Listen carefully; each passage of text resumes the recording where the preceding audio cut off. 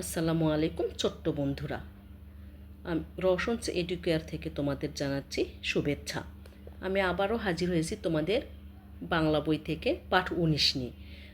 পাঠ 19-এর আলোচ্য বিষয় হচ্ছে একটি কবিতা, সুন্দর কবিতা প্রজাপতিকে নিয়ে, লিখেছেন কাজী নজরুল ইসলাম। চলো দেরি না করে আমরা কবিতাটি আবৃত্তি করি। প্রজাপতি প্রজাপতি কোথায় পেলে ভাই এমন রঙিন পাখা।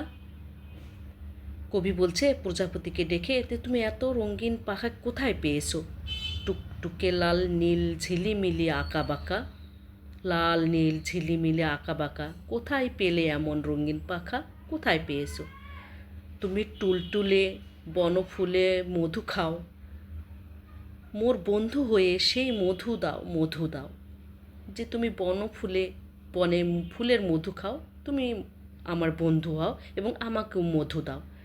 দাও পাখা দাও সোনালি রূপালি পরাগ মাখা, যে তোমার সোনালি রূপালি পরাগ মাখা আমাকে পাখা দাও। কোথায় পেলে ভাই এমন রঙিন পাখা, কোথায় পেয়েছে এমন রঙিন পাখা? অংশ বিশেষ, অর্থাৎ হচ্ছে এই প্রজাপতি কবিতাটা অনেক বড় ছিল কিন্তু তোমাদের ছোট করে দিয়েছে। এখানে কবিতার শব্দার্থ দেওয়া রয়েছে। পাখা, পাখা অর্থ কি? ডানা। সোনালি, সোনালি রং, সোনার মতো রং। পরাগ, ফুলের রেণুকে বলা হচ্ছে পরাগ। তারপরে এসে ডান পাশ থেকে শব্দ এনে খালি জায়গায় বসাই। 1 নম্বর কি রয়েছে? রুমি ড্যাশ লাল জামা পরেছে। রুমি লাল টুকটুকে জামা পরেছে। 2, ফুলে ফুলে ড্যাশ উঠছে। ফুলে ফুলে প্রজাপতি উঠছে। 3 নাম্বার দেখো, ড্যাশ কত রঙের ফুল ফুটেছে। বনে কত রঙের ফুল ফুটেছে। দাগ টেনে মিল করি, দাগ টেনে মিল করি।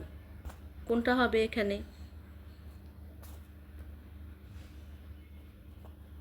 যে টুকটুকে, টুকটুকে কি হবে? টুকটুকে লাল, টুকটুকে লাল। টুলটুলে, টুলটুলে বনফুল। রঙিন, রঙিন পাখা, রঙিন পাখা। তারপর এখানে কি রয়েছে? বলি ও লিখি। কিছু প্রশ্ন দেওয়া আছে যে প্রজাপতির পাখা কেমন। প্রজাপতির পাখা কেমন? প্রজাপতি কোথা থেকে মধু খায়? কবি প্রজাপতির কাছে কি কি চেয়েছেন? চলো উত্তরগুলো দেখে নিই। এখানে দেখো, প্রজাপতির পাখা কেমন? প্রজাপতির পাখা রঙিন। প্রজাপতি কোথা থেকে মধু খায়? প্রজাপতি বনের ফুলের মধু খায়। কবি প্রজাপতির কাছ থেকে কি কি চেয়েছেন? কবি প্রজাপতির কাছ থেকে মধু এবং পাখা চেয়েছে। আর এখানে মিলিয়ে মিলিয়ে শব্দ লিখি রয়েছে, যে আঁকা বাঁকা, ফাঁকা ফাঁকা। তাহলে কি হবে যদি আমরা মিল রেখে পড়ি?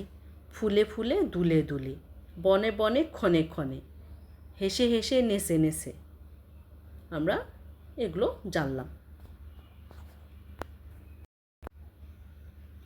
তো বন্ধুরা, আজকে এ পর্যন্তই। দেখা হবে পরবর্তী ক্লাসে।